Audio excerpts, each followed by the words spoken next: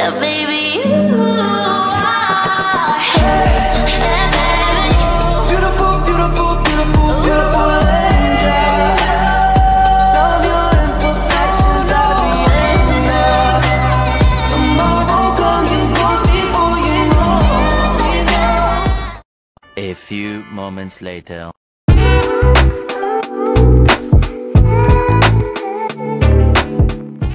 Halo, selamat sore Kak. Kami mahasiswa dari Universitas Pelita Bangsa. Saya Laila Mutiara Burhan. Ini teman saya Silvi dan teman saya Santi.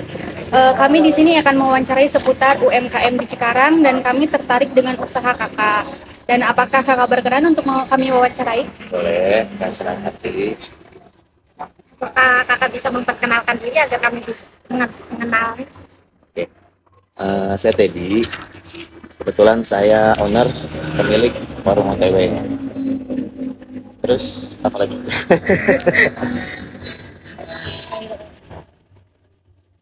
Baik, terima kasih Kak. Kami akan mulai wawancaranya ya Boleh, dengan boleh. pertanyaan-pertanyaan yang kami siapkan. Oke, oke.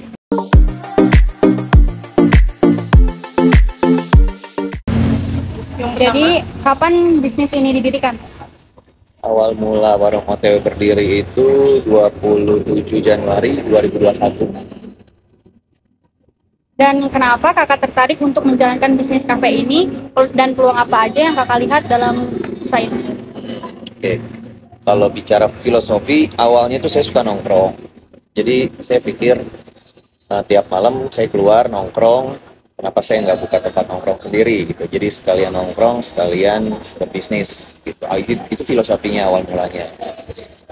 Terus kenapa warung OTW ada di Hadamas Futsal ini? Ya saya pikir memang ini salah satu tempat yang punya potensi gitu. Karena di jantungnya Cikarang, saya pikir bakal ada market banyak untuk di tempat ini. Jadi ya udah pas 2021 kebetulan ada tanah kosong, kita langsung bergerak. Dan tantangan apa yang harus Kakak atasi di awal perjalanan membuka usaha ini? Kalau tantangannya berat banget ya, soalnya awal-awal buka 2021 itu kan pas rame-ramenya COVID ya. Jadi ya kita terlalu banyak spekulasi sih sebenarnya. Spekulasi kita terlalu besar, tapi karena saya optimis, ya akhirnya ya udah jalan lancar sih sebenarnya gitu. Karena yakin aja sih sebenarnya gitu. Terus ya prinsip-prinsip marketingnya juga diterapkan, konsep-konsepnya jelas, punya profil yang jelas juga, jadi saya nggak takut gitu. Apa yang menjadi kekuatan dalam bisnis ini? Nah, kalau bicara power sebenarnya saya sedikit banyak menerapkan ada beberapa materi ya. Kalau dalam marketing itu kan ada 4 atau 5 P tuh. Pasti kalau anak-anak kuliah pasti ngerti, nanti bakal diajarin. Masalah P yang pertama itu kan produk, price, place, people, sama promotion. Nah itu sebenarnya kiat-kiat itu yang saya pegang. Itu dari P yang pertama mungkin dari produk. Kita harus punya jelas produk apa yang kita mau jual. Sasaran marketnya kayak gimana? Mau middle up atau middle, atau dari tengah ke bawah atau kayak gimana? Nah, terus dari price kita juga sama. Kita lihat market nih, price-nya masuknya ke anak-anak apa nih? Kebetulan kan di Cikarang itu kan kebanyakan karyawan industri ya, karyawan pabrik. Jadi ya kita harus punya market di segmen tertentu gitu. Kalau kita mau narik market untuk sekelas karyawan, untuk sekelas para pekerja, ya price juga kita harus bisa masuk ke sana. Terus dari place, dari tempat, kita harus tentuin tempat yang kira-kira gampang dilalui sama masyarakat banyak gitu. Dilalui itu dalam artian oh iya jadi pusat eye catchingnya orang-orang kalau lewat, oh ini ada tempat nih gitu. Jadi orang penasaran itu tempat apa sih gitu. Kebetulan ya kita dapat tempat paling depan ya di pinggir jalan. Terus saya pikir ya udah, itu salah satu power kita juga.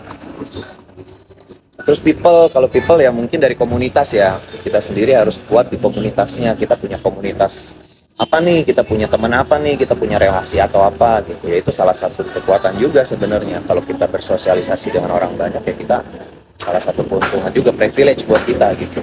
Kita punya teman pasti, ayo dong nongkrong dong di tempat gue gitu kan.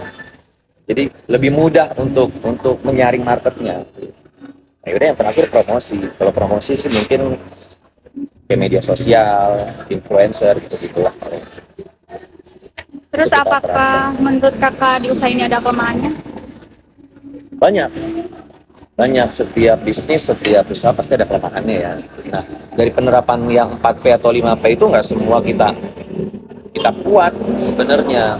Tapi sering berjalannya waktu kan kita improve.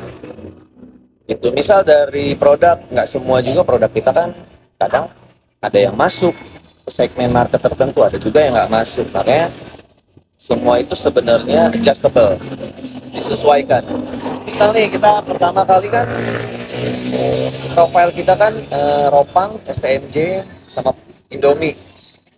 Nah, saya pikir kalau seandainya marketnya gitu-gitu aja, mungkin secara price kita dapat, tapi secara makanan kan orang bosen ya gitu. Makanya seiring berjalan waktu, kita adjustable, kita sesuaikan lagi. Contohnya kayak ada sop durian, sate taichan. Nah, kelemahan-kelemahan yang dimaksud itu dalam artian seiring berjalannya waktu kita bakal tahu nih, mungkin ada rasa bosan dari customer, mungkin ada gitu-gitu aja gitu. Nah, itu kan salah satu bentuk apa ya, disebutnya fluktuatif ya kalau bisnis itu. Nanti kalau kita udah ada di bawah dalam artian wah kayaknya market udah mulai bosen nih, kita harus inovasi lagi gitu. Nah, kelemahannya tuh mungkin kalau di sini tuh ya karena tempat nongkrong ya, jadi segmennya terbatas dari makanan apa segala macam. Ya itu kalau kita nggak punya inovasi dan kreatif gitu-gitu aja ya mungkin customer bakal kabur. Pertanyaan selanjutnya oleh Kak Sulti, silakan Kak Sulti.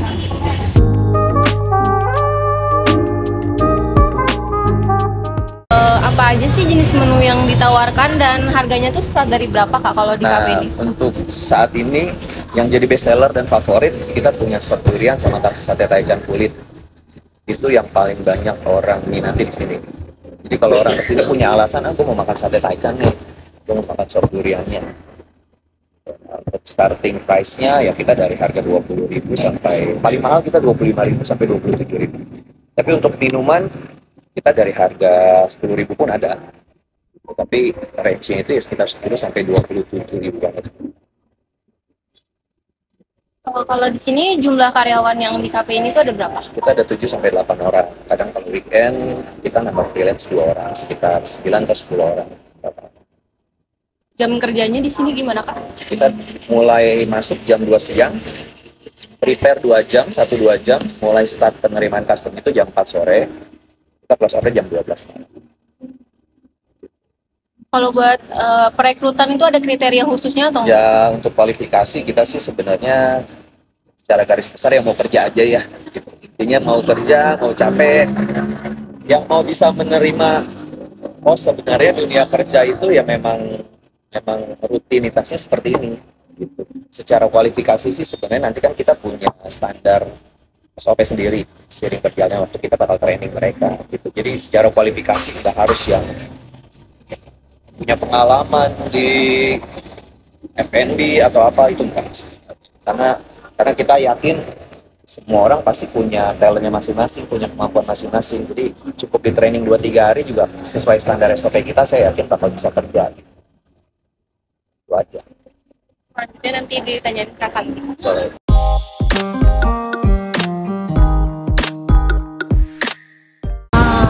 Berapa lama perkiraan waktu yang diperlukan hingga modal usaha dapat kembali? Break-even point ya? Iya. Kalau secara financial report, laporan laba rugi itu 1,5 tahun kita udah break-even point. Kita udah tarik modal lah. Cuma seiring berjalannya waktu kan kita kan bisnis itu berkembang. Dari yang cuma areanya sempit dulu tuh OTW cuma sebagian aja. Nah, tapi tahun pertama kita bisa bangun, kita ambil tempat yang seberangnya. Gitu. Tahun kedua kita mau ada renovasi apa lagi. Ya itu paling BEP-nya 1 tahun, 1,5 tahun udah BEP. Bagaimana kakak mengumpulkan dana dan memperoleh finansial untuk bisnis, bukan bisnis ini? Berarti modal. Ya, modalnya berarti. Modal ya dari tabungan. Awalnya kan saya juga bekerja. Saya tuh dulu auditor di salah satu kantor akuntan publik. Nah, setelah itu tapi 2013 saya berhenti nerusin usaha orang tua kebetulan di bidang pengelolaan limbah. Ada sedikit tabungan. Ya udah, saya punya peluang buat buka tempat nongkrong. Ya udah, saya buka aja daripada saya nongkrong di tempat orang gitu. Untuk modal sih dari tabungan sendiri. Bagaimana kondisi keuangan setelah pandemi dan pasca pandemi, dan bagaimana kondisi bisnis kakak selama pandemi ini? Kemarin kan kita pernah pandemi kan? Nah, ya gimana? Keuangannya berarti keuangan kedai ya? Iya, kafe ini. Kalau keuangan kedai justru kalau kita mau ngomong secara objektifnya nih, secara kenyataannya, sebenarnya itu salah satu keuntungan buat warung OTW tersendiri. Kenapa? Karena sebenarnya saya bukannya takut di saat saya buka usaha pada saat pandemi. Saya mikir gini, di saat semua orang nggak punya tempat nongkrong, bingung mau keluar, di situ momentum besar saya buat gue buka deh nih. Gitu. Tapi memang kekurangannya kan yaitu sering banyaknya sweeping atau apa. Nah, justru pas pandemi itu kita rame banget. Awal mulanya OTW terkenal itu kita kayak dibilang lu nggak takut ya, atau lu gila ya orang-orang pandemi tutup lu buka tempat usaha gitu. Justru saya ngeliatnya dari perspektif yang berbeda gitu. Saya pikir ini peluang besar gue gitu, di saat semua orang tidur ya gue bangun sendiri. Bener nggak? Tapi ya bukan kebetulan sih, memang itu secara apa ya, secara strategik berjalan gitu. Jadi pas awal mula pandemi justru kalau secara finansial ya buktinya 1,5 tahun udah break even point, kita baik-baik aja sih, aman-aman aja. Keuntungan terbesar kakak di bulan apa biasanya? Untuk di bulan apa itu biasanya kita ya menjelang Lebaran, pas bulan puasa, karena kita kan punya ada menu buka bersama Ramadan kan, jadi kita mungkin itu bisa dari jam 2, pas buka puasa itu kita bisa 3 atau 4 kali pergantian customer. Jadi pas menjelang buka full satu customer, nanti setelah buka ada yang nongkrong lagi ya, nanti pas malemin lagi menjelang jam 12 fullin lagi. Itu menjelang pas Ramadan sih, itu yang memang benar-benar puncaknya. Bagaimana cara kakak menanggapi pesaing bisnis pada saat ini? Nah, itu salah satu challenge sih sebenarnya buat saya. Sejak pandemi kan semua orang berhenti, kebetulan ngeliat kita buka dan rame gitu kan. Terus setelah pandemi, setelah adanya kebebasan orang untuk udah nggak pakai masker, udah bebas berkumpul, makin kesini kan orang makin banyak tempat-tempat nongkrong. Jadi secara nggak langsung ya kita banyak pesaing kan, dengan konsep bisnis yang sama, dengan konsep tempat yang sama, bahkan hampir copy paste lah, bisa dibilang hampir sama nih. Gua mau bentuknya juga sama, mangsa pasarnya sama gitu. Cara mensiasatinya satu, kreatif aja. Kita jangan statis, jangan diam. Tapi kita ikutin kemauan customer. Misal kakak-kakaknya ini biasa nongkrong di sini, tiap hari makan sate Taichan mulu ya bosan. Tiap hari ngedengerin musik yang biasa di sini ya bosan. Caranya gimana biar kakak-kakaknya nggak pindah ke kedai sampingan gitu kan? Secara nggak langsung kan gitu. Ya pendekatan. Kalau bosan sama sate Taichannya, kita inovasi lagi dengan menu baru. Kalau bosan sama hiburannya, ya kita ganti dengan konsep hiburan yang baru. Tapi tidak menghilangkan profil si kedainya itu sendiri. Karena di sini kenapa namanya warung? Saya bisa aja bikin kafe, bisa aja bikin coffee and eatery kan gitu kan kebanyakan sekarang. Tapi kenapa saya pilih warung? Karena saya nggak mau customer saya itu berekspektasi nggak sesuai sama ekspektasinya, maksudnya begitu datang. Yang namanya warung ya udah, menu warung apa sih, kayak mbak-mbaknya ini, kakaknya ini yang namanya pergi ke warung nggak berharap banget seperti pergi ke kafe kan. Iya, Kak. Jadi saya mikirnya ya udah, kenapa konsepnya dan profilnya warung, tapi kita maksimal di produknya. Tapi kalau seandainya konsepnya kafe, dengan kondisi yang sekarang, saya nggak berani jamin ekspektasi customer itu bakal terpenuhi, karena konsep kafe itu beda banget. Dari tempat, dari makanan. Kafe itu kan ya disebut fine dining ya, dari segi plating dia harus proper kan. Yang namanya kafe kan dari tempat makan, dari apa segala macam. Tapi bukan berarti kita nggak proper, kita pun proper. Tapi di sini orientasi kita nggak ke sana. Gitu. Karena mangsa pasarnya kan kita sebenarnya menengah ke bawah. Kenapa namanya warung? Apa strategi dan rencana bisnis kakak untuk memenangkan persaingan? Kan di sini banyak kafe sama warung-warung yang Ya. gimana caranya biar ini selalu rame gitu? Caranya. Sebenarnya kalau ngomong mau selalu rame, ya nggak mungkin lah ya. Ya. Karena yang namanya bisnis, apalagi orientasi bisnis itu kan bahasa kasarnya jualan kan. Itu pasti ada untung dan ada rugi. Gitu.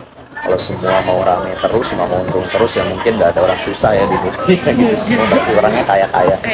Tapi kalau seandainya, saya nganggap sih nggak memenangkan persaingan ya, enggak. Ya. Karena kalau memenangkan persaingan itu berarti harus ada yang kalah dong. Ya. Kalau ada yang kalah, jahat kalau menurut saya. Tapi seenggaknya ya, saya tetap survive dengan konsistensi yang ada aja.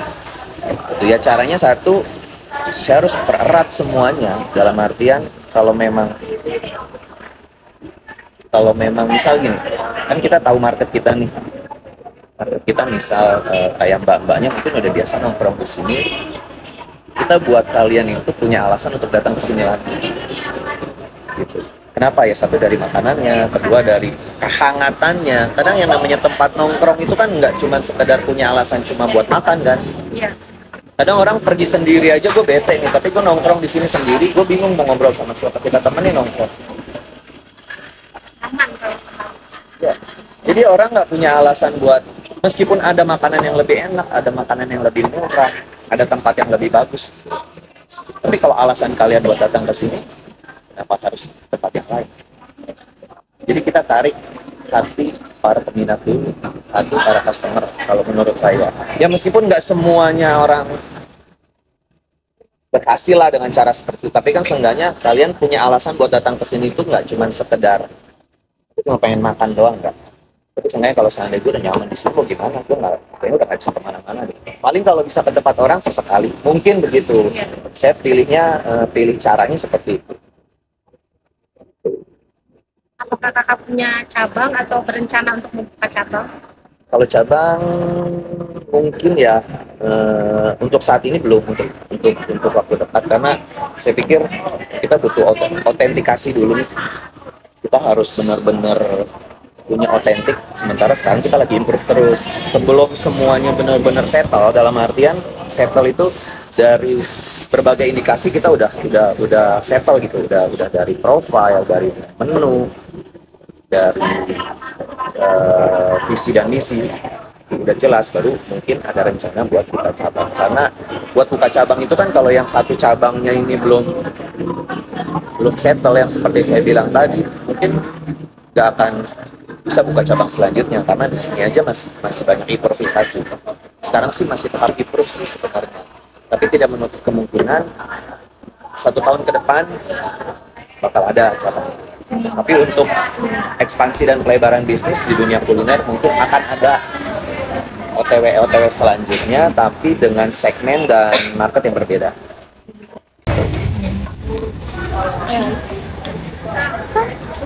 Udah selesai pertanyaan. Apalagi yang perlu ditanya? Pertanyaan kan udah selesai ya Kak. Ada pesan nggak buat yang mau mulai bisnis gitu? Buat orang-orang yang mau mulai bisnis karena ragu atau takut? Oke. Kalau bisnis itu kan sebenarnya yang perlu disadarin orang bisnis itu kan berspekulasi. Berspekulasi itu dalam artian apa yang kita punya, apa yang kita manfaatkan. Tapi dengan harapan sadari kalau bisnis itu nggak selalu untung gitu. Sadari nggak, oh iya nih bakal rame, oh iya nih nanti bakal profitable terus. Nah, prinsip itu yang salah. Kalau orang mau memulai bisnis itu sebenarnya, saya juga kemakan sama omongannya Bob Sadino ya sebenarnya. Kalau bisnis nggak dimulai ya nggak akan tahu nanti jadinya apa. Kalau mau mulai bisnis, mulai aja dulu. Jadi nanti seiring berjalannya waktu, kekurangannya apa, kelemahannya apa, kita bakal tahu. Kalau kita nggak jalan dan nggak mulai, jadi kita nggak tahu. Nah, dari situ kita belajar nanti. 1 bulan, kok gue sepi ya? Kok ini sepi ya? Nah, nanti kita di situ belajar di mana kelemahannya, di mana kekurangannya. Jadi kalau seandainya mau bisnis ya udah, cukup modal, cukup keyakinannya ada, dan terutama kita harus mau terjun langsung sih kalau di bisnis. Kita boleh ngandelin orang, kita boleh punya orang kepercayaan, tapi secara garis besar kita harus menguasai bisnis apa yang kita mau mulai gitu. Tapi kayak saya, mungkin saya nggak bisa masak, tapi saya tahu mana makanan enak, tapi saya tahu mana rasa nyaman di tempat nongkrong, saya tahu. Jadi saya nanti bisa kasih tahu anak-anak saya nih, misal jadi waitersnya, kamu harus bersikap ini ya sama customer. Makanannya kamu harus kayak gini ya, ini marketnya kita begini ya. Meskipun saya nggak bisa masak ya, tapi secara keseluruhan saya menguasai semuanya. Itu kan secara teknik kita bisa sewa orang-orang yang bisa masak. Tapi secara manajemen, saya harus kuasai dulu. Intinya kayak gitu. Berani aja, jalan aja. Jangan takut kalau mau mulai bisnis. Yang penting setelah jalan, jangan takut belajar, tetap belajar. Tapi belajarnya dari kekurangan yang ada di diri kita. Jangan belajar dari kekurangan orang lain. Jangan terlalu banyak melihat pesaing-pesaing. Tapi kita lihat kita dulu apa yang jadi kekurangan diri kita. Apa yang jadi kekurangan bisnis kita. Nah dari situ kan kita baru improve. Oh iya kalau ini kurang kita tambahin, oh ini kalau kurang ini ya kita make up lagi lah. Kalau kita terlalu banyak melihat pesaing mungkin bakal ke-trigger, itu nggak akan ada habisnya karena ada yang lebih bagus, ada yang lebih baik, ada yang lebih enak, ada yang lebih apa, nggak ada habisnya. Itu aja pesan saya sih. Ada lagi? Mungkin sekian Kak wawancara dari kami. Cuma segini. Ya. Terima kasih atas waktunya. Terima kasih banyak juga ya, udah mau dateng, udah mau nanya-nanya. Saya senang sebenarnya. Mungkin kalau ada kesempatan, boleh teman-temannya nanti diajak ke sini lagi. Kita ngobrol-ngobrol lagi, atau kakak-kakaknya kalau ada banyak waktu luang, nongkrong di sini nanti kita ngobrol lebih banyak lagi.